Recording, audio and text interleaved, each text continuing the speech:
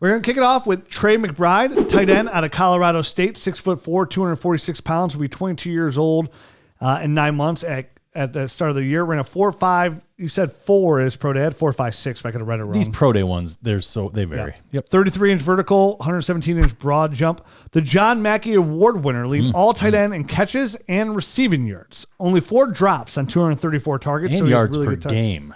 Even better. Even had some nice one-handed catches during some of his tape day watch. Sure. Really good in traffic. He'll go get the ball low. He'll go get the ball high. He blocks well.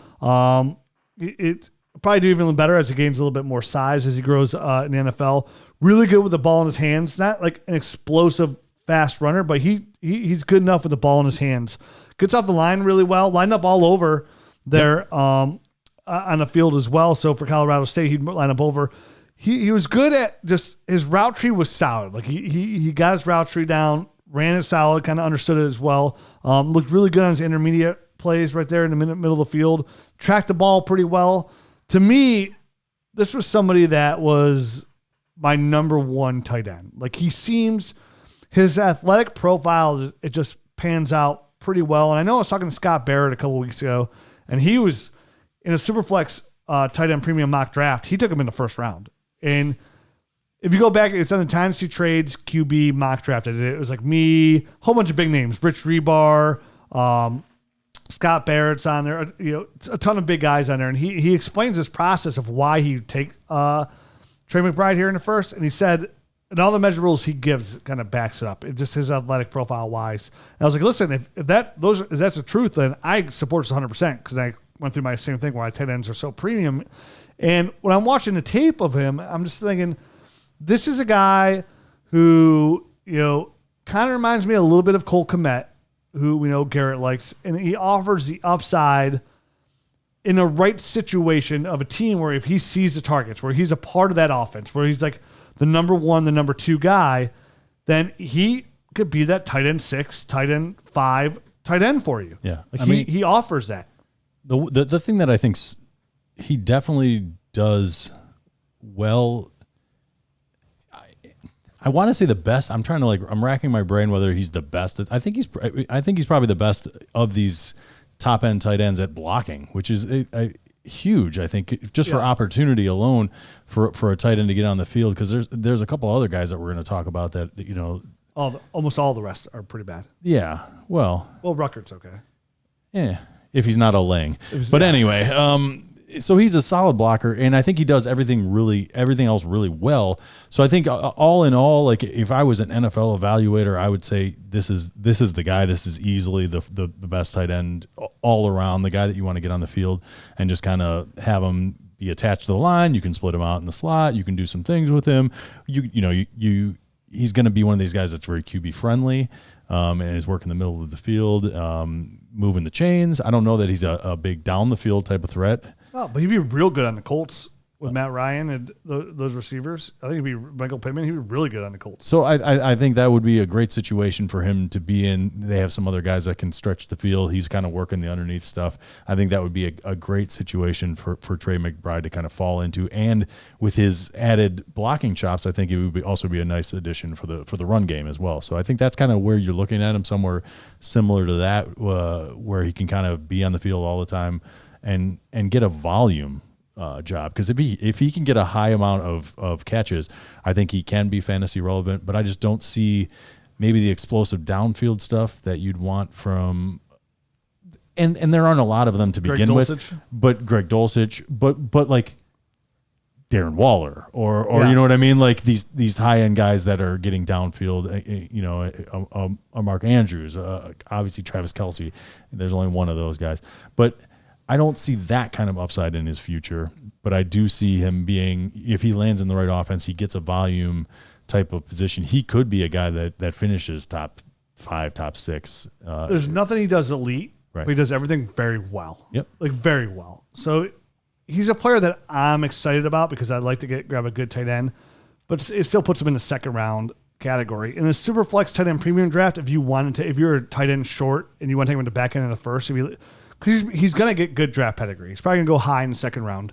It's going to be there for him. Yeah, like he's going to be a part of somebody's offense. So it's going to be pretty good value. It's just, I'm with you though. I don't see, it's going to be hard for him to break into that upper echelon, which is where you're looking for. There's not one in this class. You're not going to find one of those guys in this class. You're going to find solid guys that can probably fill out the bottom end of the top 12 tight ends.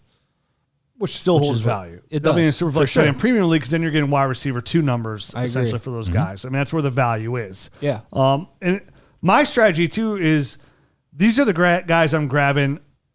I'm always finding value at the back end of the second, finding value in the third because I believe in.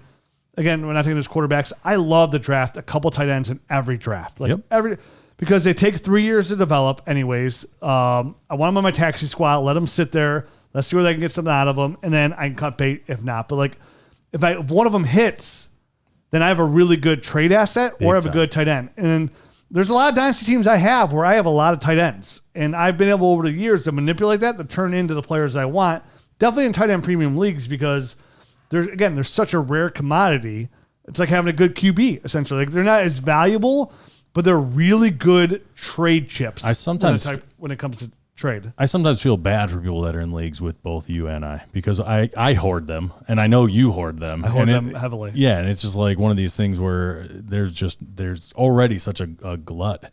A dearth of talent there at the position anyway. That you say glut and dearth in the same sentence. Well, they're kind of opposites of each other. I said the wrong one first, so I had to correct myself. But I've never even used those words in my life.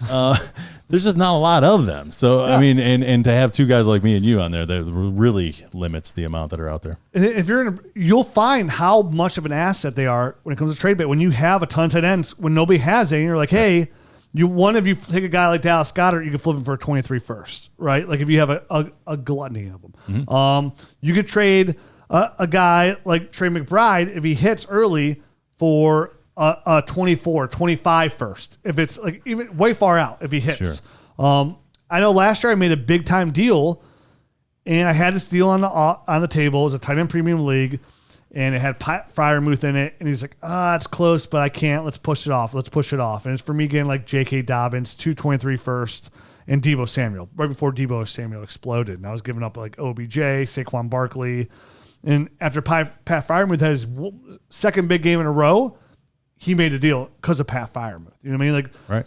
Tight ends can be difference makers in your league. And I think Trey McBride could be that kind of guy where even if you have a tight end in your team, he could be good enough and young enough where even if you don't want him, he'll be a nice add-on to get a big-time deal done. And I think the argument can be made that tight ends, obviously we say they take 3 years to develop, but sometimes their highest sell point is right when they're young, right when they show a little bit of promise, like you're saying with Pat Freiermuth, because sometimes those guys, they keep going and the trajectory, cakes off, but more times than not, they're just going to flatten out. Flatline. And they're not really ever going to ascend in that elite category.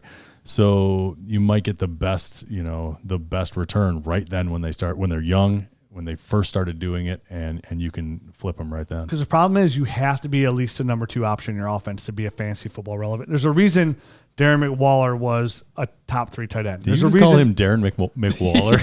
Yeah. That was amazing. Darren McFadden for the Raiders. Darren McWaller. that was fantastic. I mean, Travis Kelce, Mark Andrews. The reason why we were so excited about T.J. Hawkinson last year is just to be the focal point of the offense and see the targets. Can I get a Darren McWaller, a Happy Meal, and no add tomato? Cheese. Add cheese, please. Add cheese. So, I come away with Trey McBride. Like I said, there's not really one trade does that's elite, but he does everything really, really well. Did play a little against some lower competition, which didn't help his side. Could add some size.